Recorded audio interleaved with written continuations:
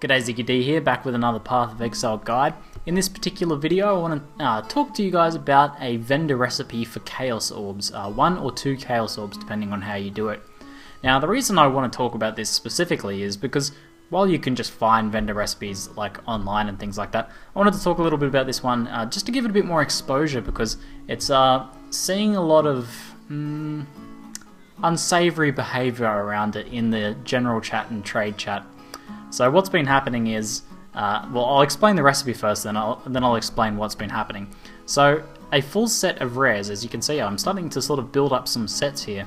A full set of rares including either a two-handed weapon or a one-handed and a shield, an amulet, 2 rings, a belt, gloves, boots, helmet, and chest piece.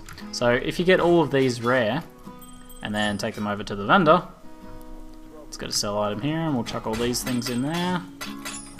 And you can see that gives you a Chaos Orb, which is a pretty decent currency in terms of trading. Like, it's one step above an alchemy orb, which is about the middle of the road in terms of trading. So that's a pretty good recipe to know and to just sort of build up over time as you get rares that aren't so good. Now if you do this with all unidentified items, it'll give you 2 Chaos Orbs instead, so obviously that can be fairly lucrative. I tend to stick with the identified version of the recipe, simply because if I identify a rare that happens to be really good, then I can keep it for an ult, or I can trade it, or sometimes trade it for more than a Chaos Orb. So yeah, I prefer to stick to this one, but you can do either. Now what's been happening in general chat and trade chat is people who know this recipe are taking advantage of the fact that a lot of other people don't know this recipe, so they're offering to buy people's rares or unidentified rares. They're saying, you know, I'll buy any of your crappy old rares and you know, they'll offer something like a jeweler's orb or something like a smaller sort of currency, which then results in a net profit. Now that's fine if both parties are aware of this vendor recipe. Some people can't really be bothered or don't have the stash space to save up for this recipe.